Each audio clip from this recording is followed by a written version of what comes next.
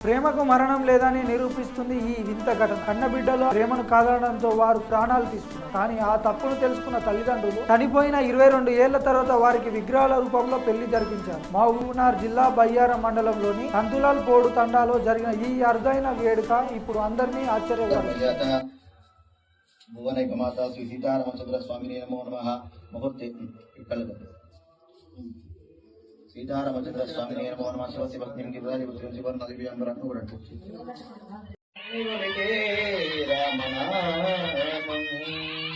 స్వామి నిజముండని నామం సౌమిత్రే దేవని నామం వదావిముని మానసగరం శ్రీభద్రాద్రి రామాయణ శరణం రామోదీపం గవయ్యారం రామం హే రామనామం.